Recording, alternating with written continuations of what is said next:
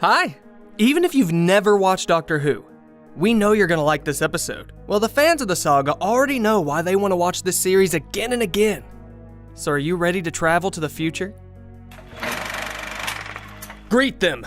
This is the 9th Doctor who has just once again saved the planet from evil. And his new partner, Rose Tyler. She's an ordinary saleswoman from London. The girl's just found out how the time machine, TARDIS, works. And now she's choosing where to go. The Doctor decides to take the initiative into his own hands. He spins the time machine with all his might and offers the girl to get out of the police teleport booth. They get into a small room where a huge Earth is visible in front of them in the porthole. The Doctor explains that they've jumped 5 billion years into the future, and Rose's planet is still alive, despite her numerous fears about global warming and asteroids. However, the day they arrived is a tricky one. This is the day the sun expands. Welcome to the end of the world. It turns out that Rose and the Doctor are on a strange spaceship. The richest guests from different planets will arrive here anytime soon. All of them will gather on the platform to watch the destruction of Earth, like a regular television show. So the Earth only has half an hour left. Hopeful, Rose asks what the purpose of their journey is. To save the planet? But the Doctor only replies that it's too late to save the Earth, and there's no one, because there are no people left on the planet at all. The reception of guests begins. Aliens of the most bizarre kind arrive in the hall. Tree people, bird people, and creatures that don't even look like people. One of the rules of reception is to exchange gifts with each other as a sign of peace. The first gift to the Doctor and his companion is given by a mysterious tree girl from a distant planet. According to the rules of etiquette, it's the Doctor's turn. He, of course, has brought nothing with him, so he gets himself out of the sticky situation elegantly. He gives his new acquaintance air from his own lungs. At the end of the reception, the last person from Earth, Cassandra, is brought into the hall. It sticks into the crawl to call her a person. She's a piece of skin with eyes and a mouth stretched over a frame. It turns out that the woman is more than 2,000 years old, and in order to survive, she asks her attendants to spray her with a special humidifier every 5 minutes. As a gift, the woman brings a unique ostrich egg from her planet. Among the guests, there's one delegation that looks particularly mysterious. These are the adherents of the repeated meme in black robes.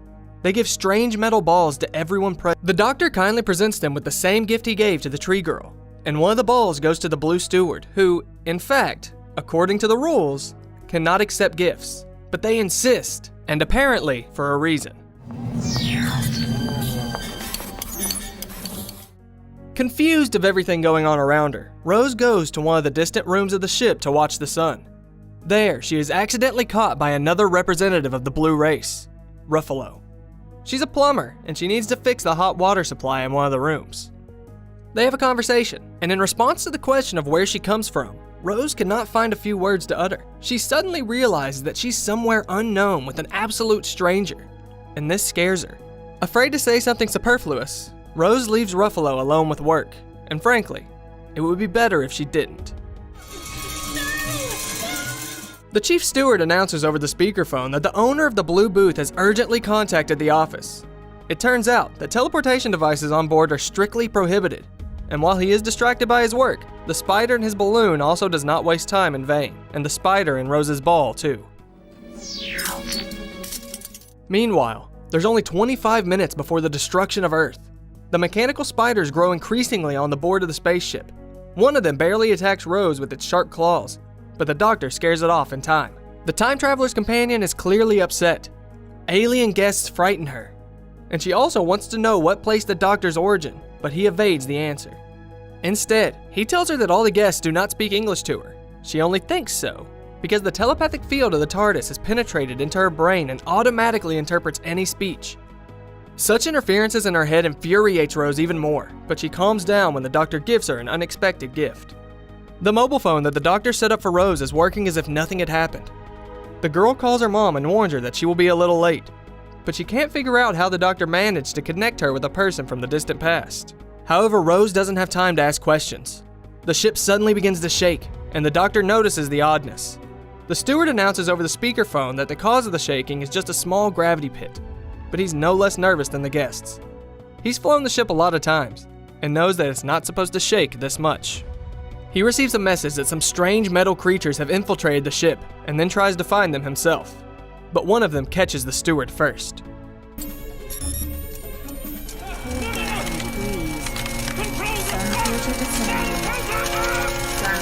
The doctor, meanwhile, feels that something is wrong. He knows that the shaking of the ship did not happen exactly because of a gravity pit. He also hears the changed frequency of the engine.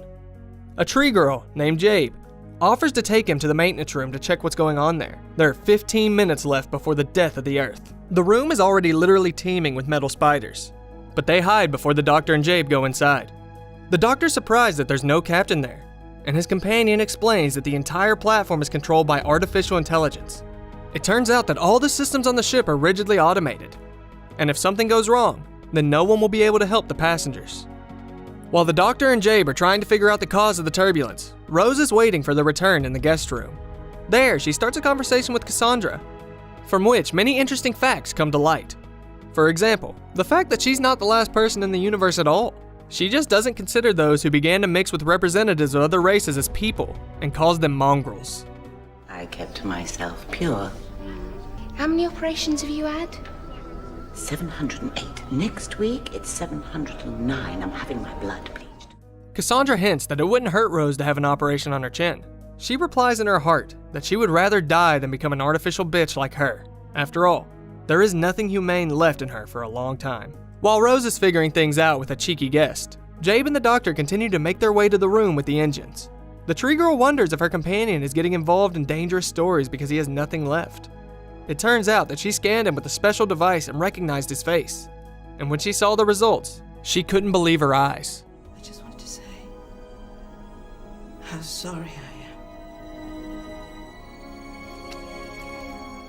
Not having time to depart from the confrontation with Cassandra, Rose stumbles upon new troubles. She's deprived of consciousness and carried away somewhere by the adherents of the repeated meme. The doctor and Jabe get into the engine compartments and finally catch one of the treacherous spiders. The doctor guesses that someone brought them on board for sabotage. There are 10 minutes left before the destruction of Earth. The doctor runs back to the guest room and sees the chief steward burned alive in his own office due to the deactivation of the solar filter. He notices that according to the plan, another filter should be turned off soon, and tries to prevent this. He still doesn't know that this should happen in the room where the senseless Rose lies. Anyone in there? Oh, well, it would be you. The doctor manages to reach the entrance of the hall before the incandescent sun incinerates his companion. He even manages to reprogram the filter for the reverse descent, but this does not last long. After a couple of seconds, the shield begins to rise again. The lock and half of the room have already melted, and in order to escape, Rose has to lie down on the floor. But at the very last moment, the doctor still manages to hack the bonkers system. There are only 5 minutes left before the large-scale Earth destruction show, and Jabe addresses the waiting guests. She informs the audience that the malicious devices in the form of spiders have invaded the ship, and the steward has been killed. In the midst of general shock, the doctor comes and offers a simple solution. Once someone has brought their pet on board, it's enough just to send their pet back to the owner. It turns out that the adherents of the repeated meme are behind all of this. One of them tries to attack the doctor, but as always, he turns out to be more cunning. The good news is that these are just remote control robots, and the bad news is that they're not the main villains. However, the truth is revealed very soon. Of course, the cunning Cassandra is behind the whole operation. She tells without a shadow of hesitation what her plans are to take hostages and request huge compensation because plastic surgery will not pay for itself. But now she has a better idea: to kill everyone present. The thing is that she has a stake in the competing companies of all the guests, and after their deaths, the shares of the companies will rise significantly. Not wanting to delay, Cassandra orders the spiders to immediately destroy all security systems. But this is not the last trump card she hides up her sleeve. Safety systems. Bye-bye, my darling. The guests panic. There are only a few minutes left before the explosion, and it's getting hotter inside. At this point, to the doctor, occurs the idea that a system reset button must be somewhere on board. He and Jabe run headlong back to the room with the engines, and he immediately notices the coveted button. But there's a problem. To get to it, you need to go through the rapidly rotating blades. The only way to slow down the movement of the propellers at the very least is to keep a special handle lowered. Jabe volunteers to do this, despite the fact that being inside is much more dangerous for her than it is the doctor. While the guests in the hall are panicking from cracks in the glass of the portholes, the doctor runs across the bridge, bypassing the blades, but before the very edge, everything falls apart.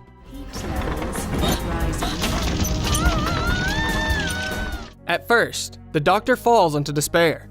The blades are spinning fast again, and he can't even understand at what moment they're moving over him.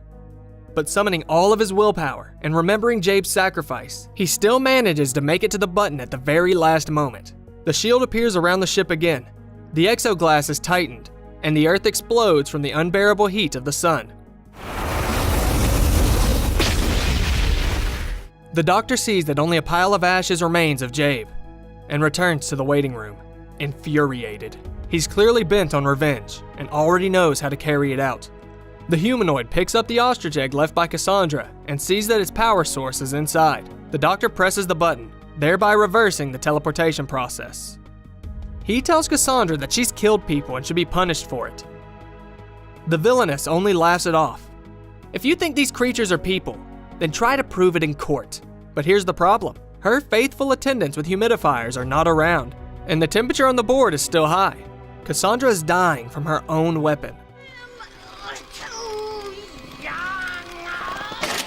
The shuttles with the guests leave the platform, and the Doctor and Rose are left alone. Rose is sad as everyone was so busy saving themselves that they weren't even bothered by the Earth's death. But she doesn't have to be sad for long. The Doctor takes the girl to the police booth, and they find themselves back in the center of London. He gets transparent with Rose. Apparently, his home planet has exploded the same way as Earth will explode in the future, and he's the only living representative of the Time Lords. The Doctor asks if Rose wants to continue traveling with him, because now she has seen how dangerous it is. The girl ponders for a second, and then offers to eat French fries first. And after that, makes the vital decision. By the way, did you also notice that Cassandra is pretty similar to someone? Well, if it isn't the voice and face of Professor Hooch from Harry Potter. Don't forget to subscribe to the channel. There are still many exciting stories waiting for you.